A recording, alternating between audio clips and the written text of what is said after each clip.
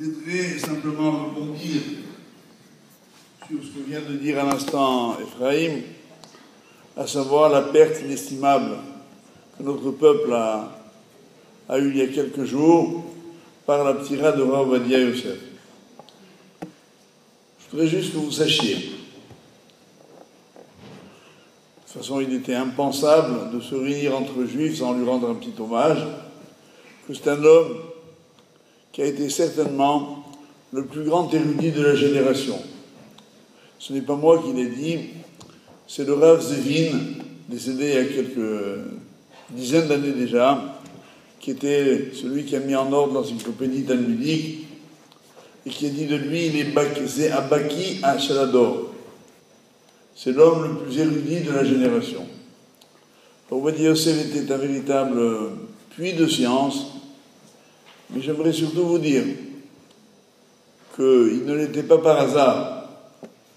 Déjà depuis son plus jeune âge, on rapporte que depuis l'âge de 10 ans, il étudiait au Talmud Torah avec une extraordinaire régularité et un engagement total, que son père l'avait mis dans des écoles les plus évoluées pour pouvoir bien progresser, que sa femme l'a aidé toute sa vie. Un jour, il a reçu la visite de son maître à la maison là où il habitait au début du mariage. Il avait un tout petit appartement d'une dizaine de mètres carrés. Et le Rav a demandé à son épouse, « Qu'est-ce que vous voulez comme bracha ?» Elle lui a dit, « Je voudrais que vous m'aidiez à être toujours à côté de mon mari pour lui permettre d'étudier la Torah sans être dérangé. » Et c'est ce qu'il a fait. Il y a environ 1 an. Et il est parti également notre très grand maître, dont vous avez peut-être entendu parler, il s'appelait le Rav Eliashiv. Il était plus que centenaire. C'était vraiment très très grand maître. Et un jour, il y a quelques années, Rav Ovadia Yosef s'était cassé la jambe. Et le Rav Eliashiv, qui ne s'interrompait jamais dans son étude, j'ai eu le bonheur de le voir de nombreuses fois, nos entretiens étaient toujours très brefs, parce que je savais qu'il ne voulait pas perdre de temps. Et je n'allais le voir que pour des causes communautaires. Donc, Rav Ovadia se casse la jambe, et Rav Eliashiv décide d'aller lui rendre visite à l'hôpital. Son gendre, qui est un autre Rav, s'appelait Zilberstein, lui a posé la question, « Mais Rabbi, comment se fait-il que vous allez aller jusqu'à l'hôpital alors que jamais vous fermez votre livre d'études ?» Alors, Rav Eliashiv lui a répondu, « Tu ne sais pas qui est Rav Ovadia ? Tu sais dans quelles circonstances il s'est cassé la jambe ? Il était dans sa salle à manger en train d'étudier, là où il avait tous ses livres, des dizaines de milliers de livres, et je n'exagère pas. Bibliothèque gigantesque. Et il a pensé à un livre dont il voulait vérifier la référence. Le livre se trouvait en hauteur. Le Rav monte sur un escabeau pour aller le chercher. À peine il a vu le livre, il n'a pas résisté à l'envie tout de suite de l'ouvrir et de lire le contenu. Au point, avec tellement de concentration, qu'il a oublié qu'il était sur l'échelle. Il a voulu partir de l'échelle, il est tombé, il s'est cassé la jambe. C'est-à-dire, c'est quelqu'un qui, même 1 seconde, n'arrêtait pas d'étudier. C'est à ce prix-là qu'il est devenu le plus grand maître de la génération. Il a écrit près d'une 60aine de livres, d'une érudition considérable. Je vais vous raconter quelque chose que, entre autres, que j'ai eu avec lui, parce que chacun peut amener des sipourim. Moi, je vais vous dire 2 choses.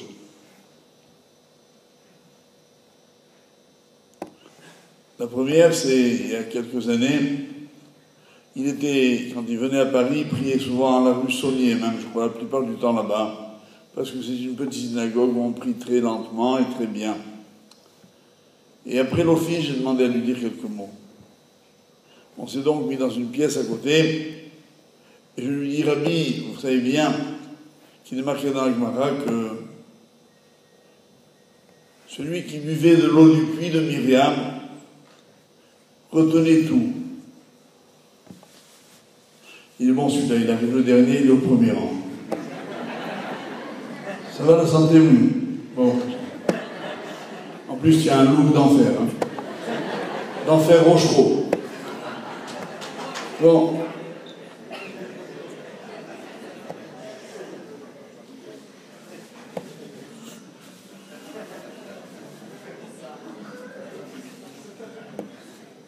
Donc, le premier épisode, je lui demande à le voir après l'office de Bethel.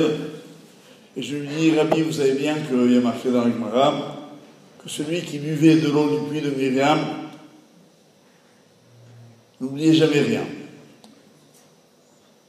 Et le puits de Myriam, on dit de lui qu'il a suivi les bénis Israël dans le désert pendant 40 ans. Et lors de leur arrivée de la traversée du Jourdain, le puits est parti se lever dans le lac de Tibériade et il est resté là-bas.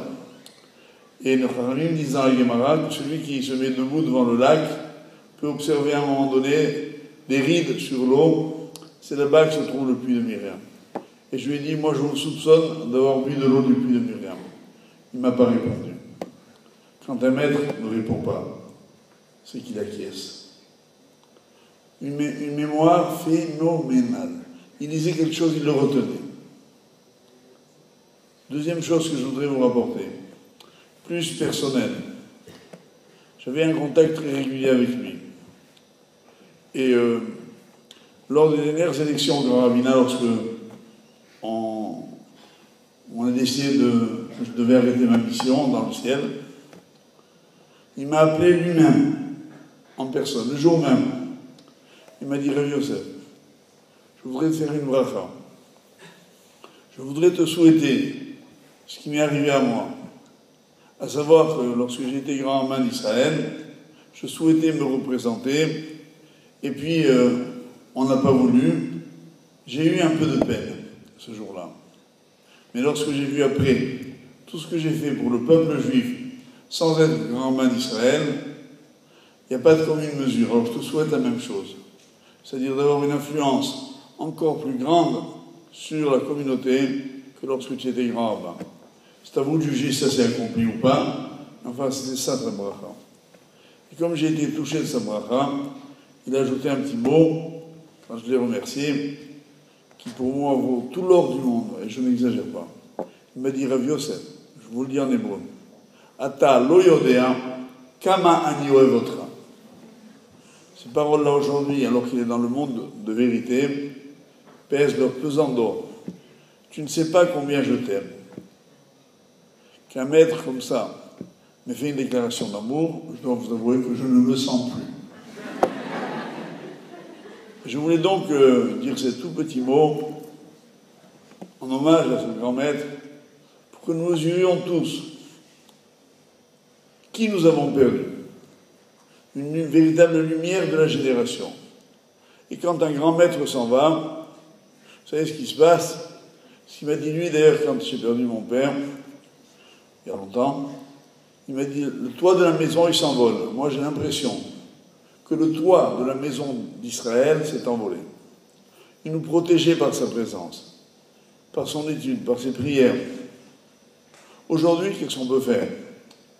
Bien sûr, penser à lui, prier pour le repos de son âme, bien sûr, mais surtout, essayer de lui ressembler très humblement. Et ce serait merveilleux si dès ce soir, ici, des gens, filles ou garçons, décidaient tous les jours de consacrer quelques minutes à l'étude de la Torah, quel que soit leur niveau, même si c'est juste un rachis sur la Torah. Tous les jours, 5 minutes, à la mémoire de Rav Ovadia Yosef, il aura encore plus de nachat, de bonheur dans le monde futur. C'est la moindre des choses qu'on lui devait.